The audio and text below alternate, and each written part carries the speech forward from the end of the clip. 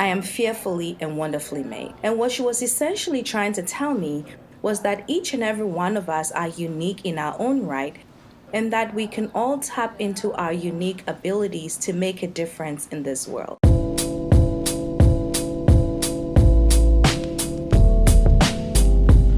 Yeah, here we go. I don't know what they was talking about, but let me tell y'all what I'm doing. Yeah. Hello, I'm Trace Heeg, and I'm so excited to have Lovina Akowuah with me today. Lovina is an author, motivational speaker, and transformational coach. You have so much going on. What are you spending your time on that really gets you out of bed in the morning and keeps you up because you're so excited at night? That's a great question. As you shared earlier, I am an author.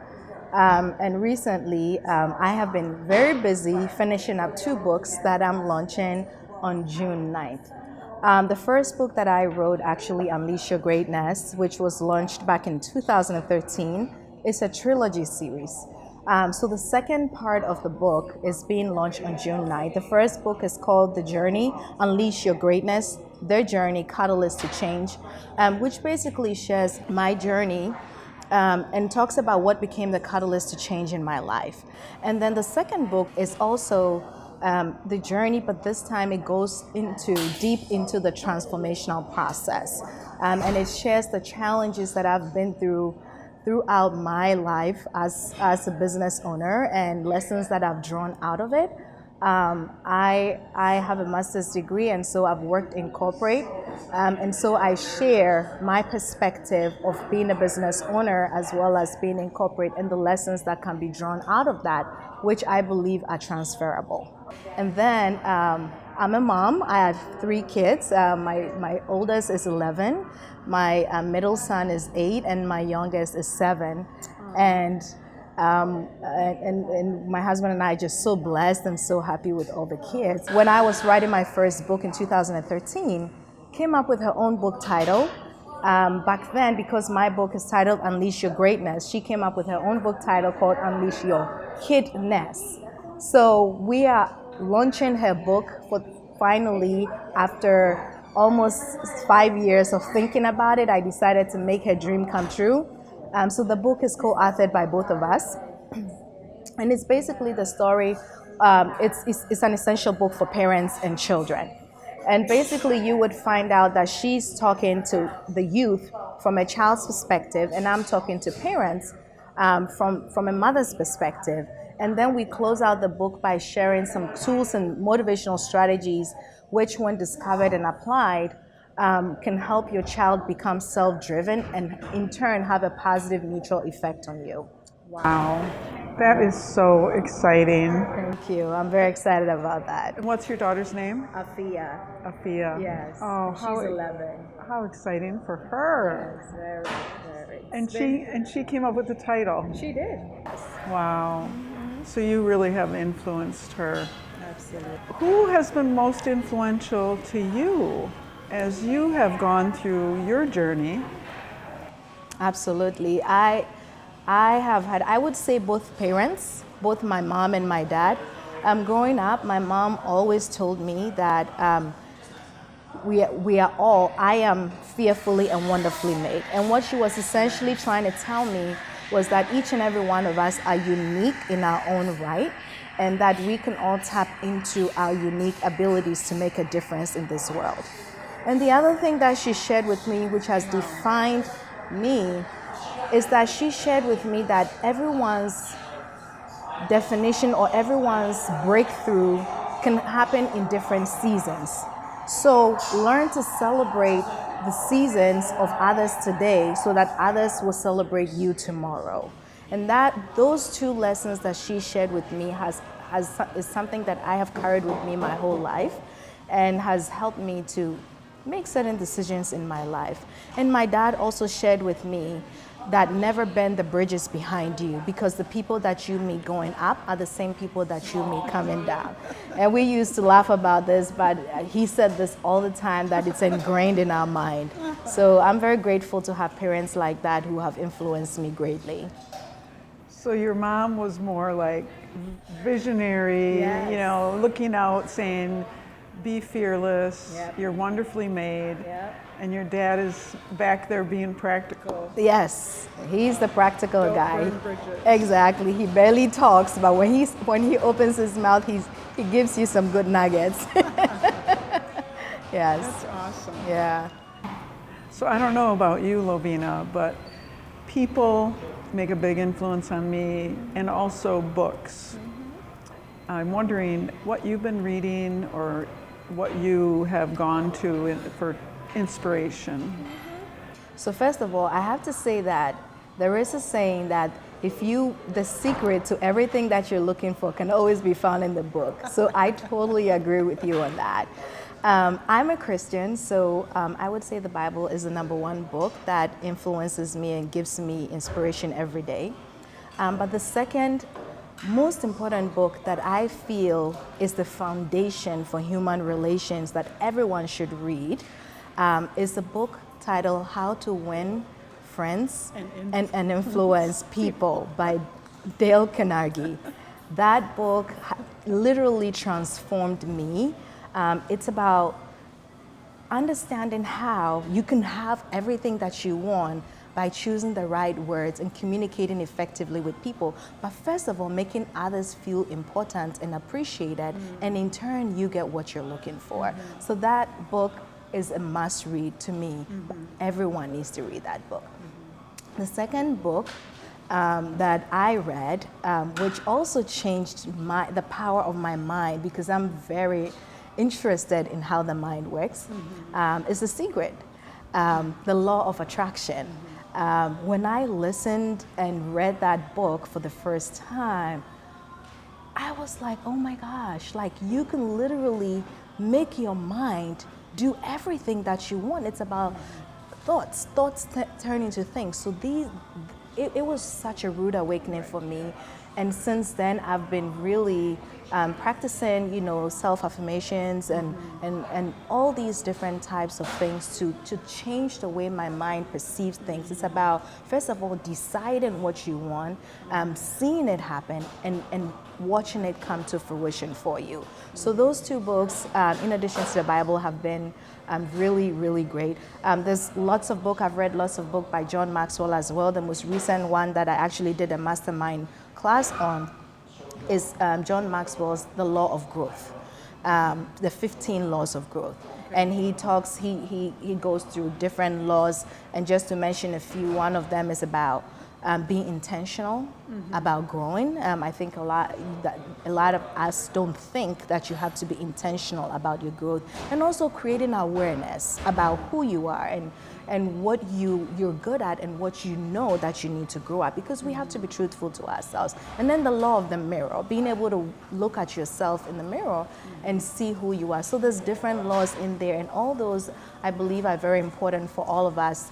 If you are an individual who is leaning more towards a growth mindset more than a fixed mindset. Right. So, yeah. Wow. That was a lot of information. Yes. And all really good stuff. Thank you. I know one of the things I work on with my clients is their own personal brand. And you just reminded me of that, how you want to show up. Be intentional. And one of the questions I ask clients, people, is how do you want others to feel when they leave your presence? Exactly. Because if you can describe that, that's pretty much your brand. Exactly. So I guess I'll ask you that. How do you want others to feel when they leave your presence? I would say I want others to feel that I am here to make a difference, that I want to touch lives, and it's about giving. And I'm here to serve and give to people, and I'm here to help others understand the power and the uniqueness that they have in them, so that they can in turn tap into those abilities and do things that they want to do in life. That's great. So you were lucky to have a mom who said you're unique, be fearless. And you want people who spend time with you to feel that too. Absolutely. That's a great gift. Thank you. So I'm going to shift gears a little bit and talk a little bit about failures. I don't know if you've read some of the books about the power of failure and how it can lead to innovation. And if you're going to fail, fail fast and learn something, kind of like the growth mindset. Do you have a favorite failure? So first of all, when I teach as well, I tell my clients to embrace failure, because if you haven't failed, you don't know what it takes to be successful. If you haven't failed, you can never teach the people around you. If you haven't failed, you cannot serve as a testimony to other people. So I make it a point, like you said, to fail so that I can move forward in life. And I want to go all the way back to when I was a little girl and growing up in Ghana, West Africa. I was 16 years old, and I had a failure. And when I did my high school exit exam at that time, I failed miserably in that exam. When time was up for everyone to go back to school, I was stuck at home, and all of my friends went back to school. And for me, it was a defining moment in my life, because I knew that that failure had occurred because I did not put my best foot forward, that I did not work hard enough. I didn't do what it took to become successful. So with that failure in mind, I was very lucky enough to have parents that were able to pay for private education for me where I didn't have to fall behind, and they were able to push me forward. But when I left the shores of Ghana, West Africa, and moved to London to start my first degree, which was in business administration, I had made a firm decision at that point that going forward for the rest of my life, success, if it was up to me, if it was going to be, would be up to me. And so based on that, I carried that with me for the rest of my life, and I make it a point at any point in time to always put my best foot forward and to strive no matter what, because life is not meant to be easy. If it was easy, we're all going to be at the top. So that's been my philosophy in life now. So again, very intentional about Exactly. what you wanted and how you were going to get there. Absolutely. That's great. That's great. So it sounds like education's been important to you. What else have you spent time on that was a really good investment? Time or money or energy? That's a good question. So about 8 years ago, when I started my business, I was working full-time at that point, and it required me to come up with a small amount of money, only $500 that I needed to put in to invest in my business. Now, Therese, at that point I was working full-time, but I couldn't even afford to come up with that $500. So I had to put that money on my credit card. My Discover card, I remember clearly. So I put that money on the credit card with the intent to pay it back when I was able to reap off my profit. And honestly, today, when I look back, that small investment of $500, which I didn't have to begin with, has changed my life drastically, because in this business venture that I went in, I have been able to learn how to develop, how to grow. I have developed skills, I have developed relationships, I have developed so much knowledge that has been beyond my wildest imagination. And I can honestly say that I am who I am today because of that small investment that I made in my life. That's amazing. That's amazing. So take the risk. Yes. If you're going to invest in yourself. That's right. Yep. I agree. Absolutely. Investing in yourself is the best thing that you can ever do for yourself. Yeah. That's great. Speaking of that, do you have daily rituals that you invest in to keep yourself well? Yes, I do.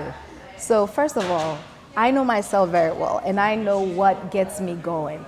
I'm a thinker, and over the years, I've been able to observe myself to know what puts me in the right mind frame to think, to get ideas, innovative ideas, and to keep myself going. And that's for me to take care of my temple. So as a mom, it has been very difficult for me to balance and find time for myself. So over the last few months, I would say for the last 10 to 11 months, I've been religiously starting to wake up between 4:30 and 5 a.m. And at that time, I find that everywhere is quiet. I get to have time for me. I get to connect with myself. I get to spend time with the Lord. I get to do my daily affirmations, which is very important. And then I go into the gym and I give it my best. Most of my ideas is generated when I'm either running, when I'm either on the treadmill, either running outside or on the elliptical. That's when I get most of my ideas. So without those daily rituals, I'm nothing. And I notice that if I miss that by 1 or 2 days because there's something that's happening in my life and I can't just make it there, it makes I can see the difference. So that is something that I do daily, and it helps me to keep me going. That's great. That's great. That's really important. We don't take time to reflect. Yeah. So building it in, even if it's that early in the morning, that's great. Any other unique habits or absurd things that you're in love with? You can ask any one of my kids and they would easily tell you this. Mommy loves chocolates. I love chocolate, and I love chocolates with coconut in it. So when there's any chocolate around the house with coconut, it's either you hide it or I'll make sure that I dip into it until it's finished. Like when it's there, I'm like, oh my gosh, I need to stop.